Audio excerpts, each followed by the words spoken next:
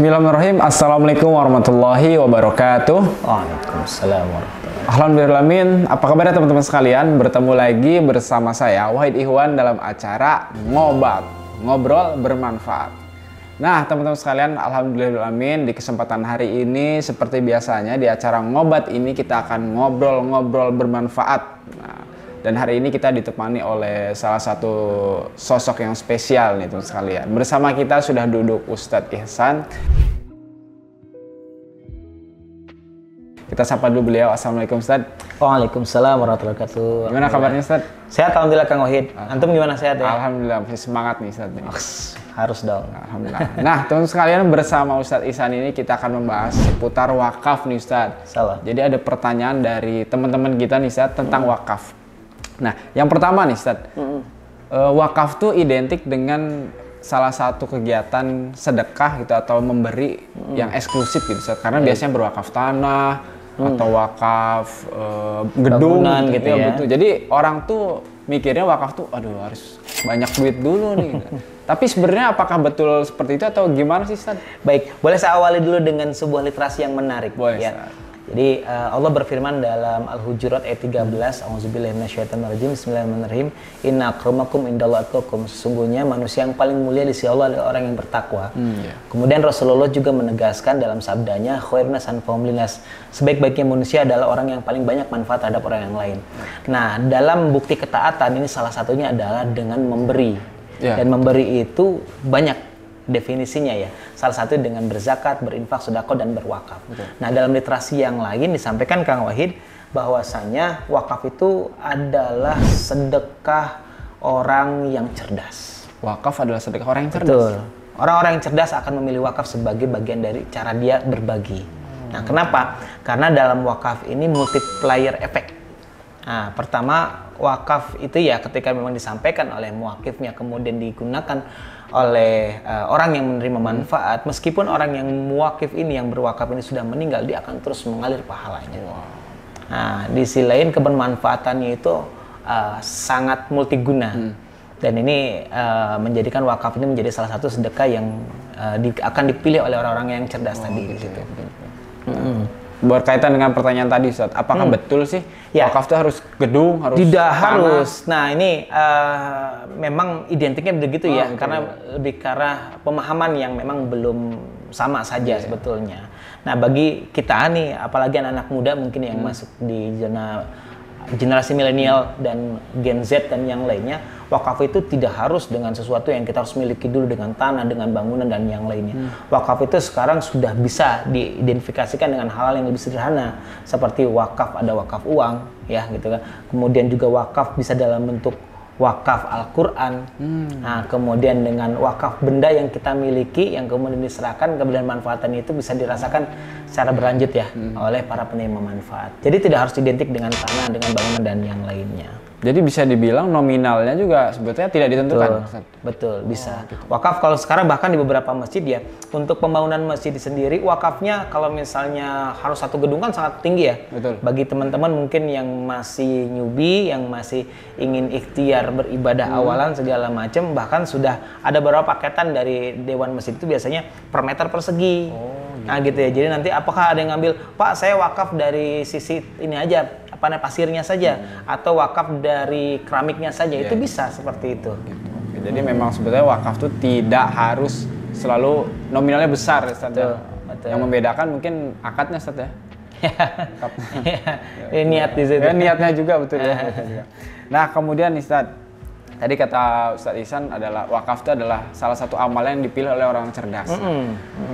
Pertanyaannya adalah kenapa orang harus lebih memilih berwakaf, maksudnya utamakan berwakaf dibandingkan memberi dengan sedekah, zakat yang sebagainya. Kalau zakat itu pertama wajib. Zakat itu wajib. Jadi yang diutamakan ketika seseorang sudah memasuki level muzaki, harus sudah melewati haul dan nisab, itu pasti yang pertama itu adalah harus berzakat terlebih dahulu. Nah, tapi kalau kemudian belum mencapai nisab dan haulnya, bisa pilihannya antara bersedekah dulu atau berwakaf dulu. Karena sekarang tadi sudah diedukasi bahwa zakat wakaf itu tidak harus yang selalu besar identiknya gitu ya, tapi juga dengan wakaf yang kecil-kecil segala macam. Ketika memang kita belum masuk ke wilayah menjadi muzaki, bisa wakaf dulu dengan sedekah. Nah begitu. Jadi kalau misalnya mana yang utama segala macam, ya tadi tergantung dengan kondisi kita. Iya betul. Nah yang mana seperti itu. Oke. Nah, jadi memang salah satu pilihannya tadi saat ya wakaf tuh karena identiknya bisa dimanfaatkan oleh orang banyak gitu. Betul. Jadi betul. Walaupun orang yang sudah wafat gitu ya, yang apa? Yang berwakafnya atau muwakif ya. Tapi selama fasilitasnya masih digunakan oleh orang, jadi mengalir terus ya. Nah, kenapa tadi disebutkan sebagai ibadah bagi orang-orang yang cerdas? Karena wakaf ini khususnya wakaf Al-Quran misalnya gitu ya. Wakaf Al-Quran ini kan Rasulullah menyampaikan. Jadi orang-orang ada 3 amalan yang tidak akan terputus meskipun kita sudah meninggal. Yaitu adalah amal jariah, ilmu yang bermanfaat, dan doa dari anak yang soleh. Betul ya begitu ya. Betul.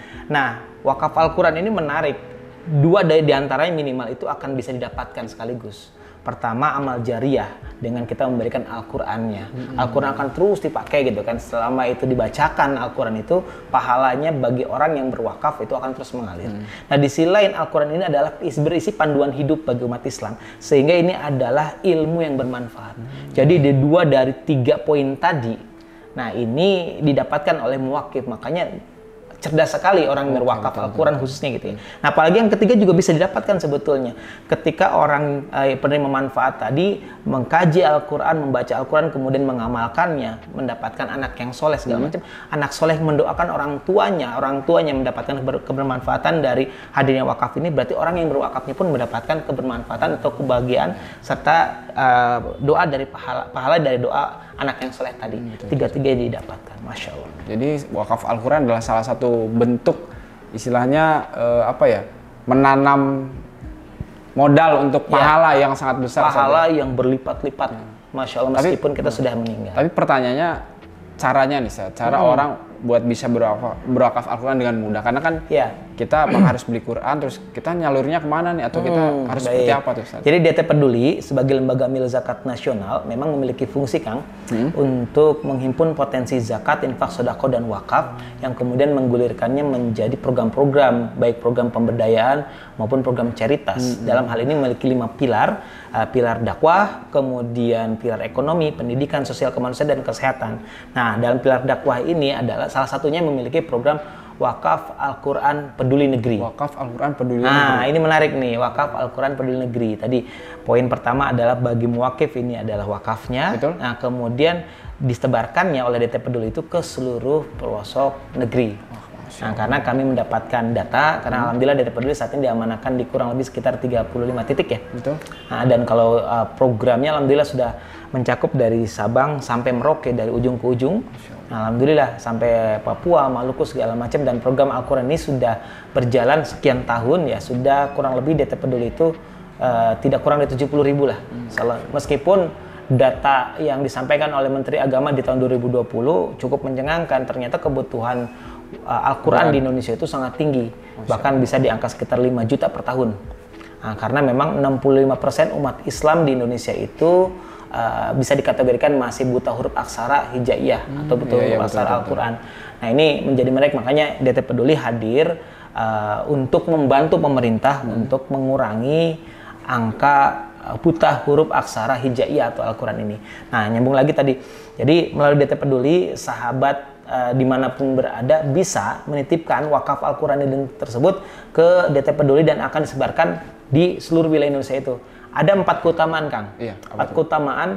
Yang pertama adalah wakaf Al-Quran. Yang kedua, karena kalau anak-anak kan tidak langsung bisa baca Al-Quran ya. Betul. Nah, biasanya harus diawali dengan ada pelatihan-pelatihan dulu ya, pengajaran dulu.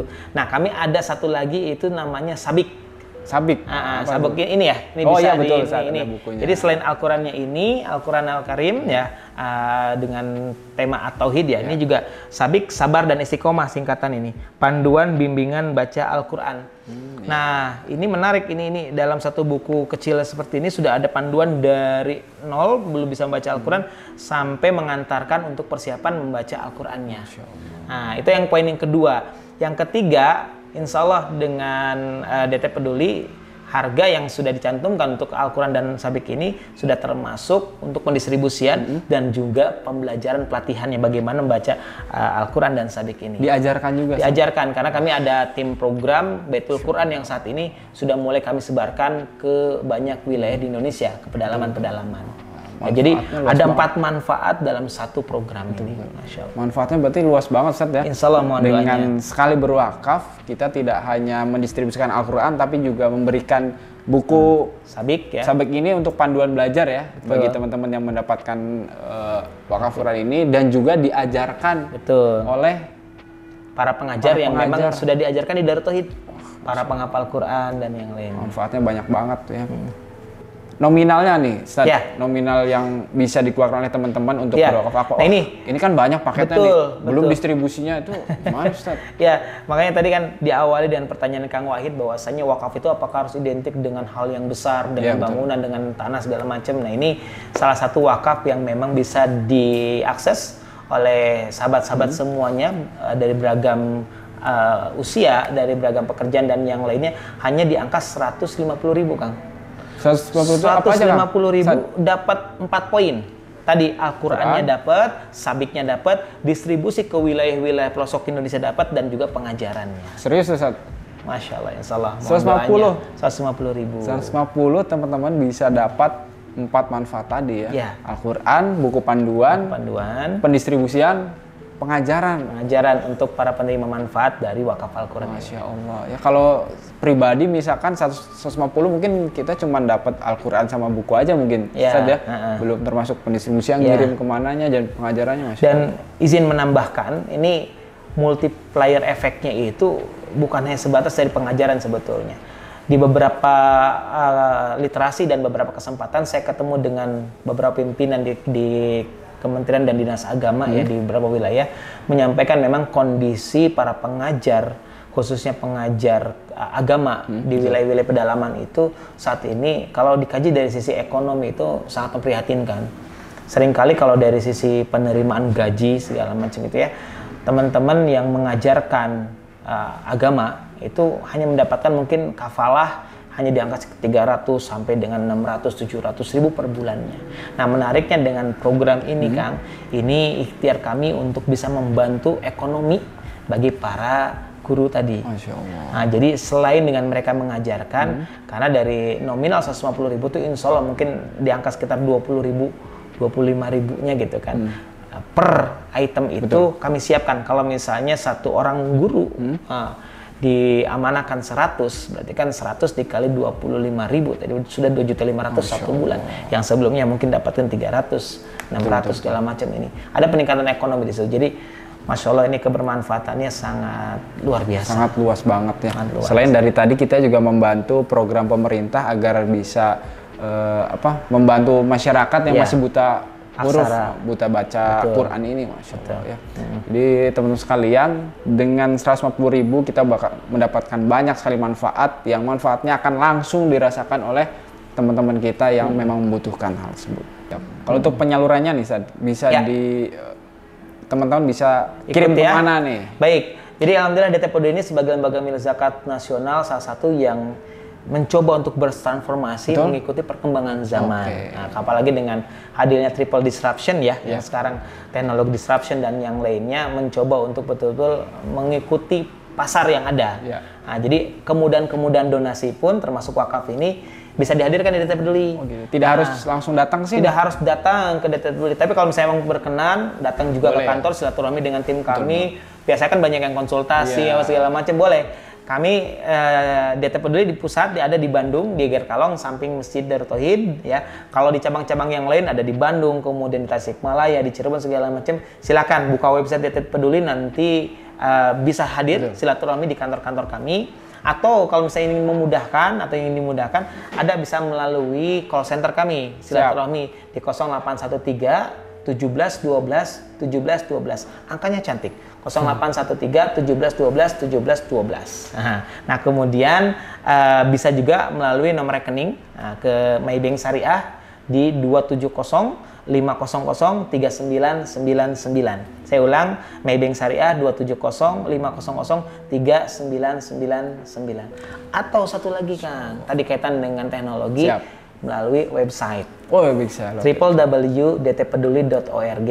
Cari di situ langsung /wakaf Quran Peduli Negeri. Nanti langsung klik donasi, bisa menggunakan media yang ada di sana. Salah. Gampang banget ya. Sekarang sudah tidak ribet lagi kalau kita ingin berwakaf gitu ya. Ini adalah salah satu kemudahan yang ditawarkan oleh teman-teman DT Peduli juga dari Darut Tauhid agar semua orang bisa berwakaf. Tidak harus tanah, tadi tidak harus gedung ya. Dengan uang 150.000 kita bisa berwakaf dan efeknya adalah sangat luar biasa sekali. Terima kasih Ustaz Ihsan. Siap, sama-sama Kang Wahid. Sharing dengan kita semua, bahas tentang wakaf tadi teman-teman sekalian. Kita doakan semoga dari wakaf Quran Peduli Negeri ini bisa banyak masyarakat Indonesia yang semakin mahir membaca Al-Quran Ustaz ya.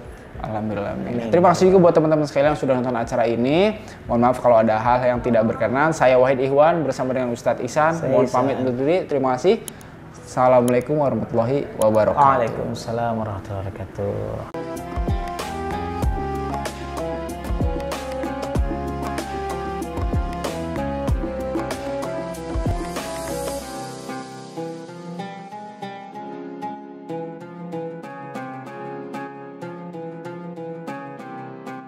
Jangan lupa, saya bilang sekalian, terus berlangganan di Darut Tauhid Official.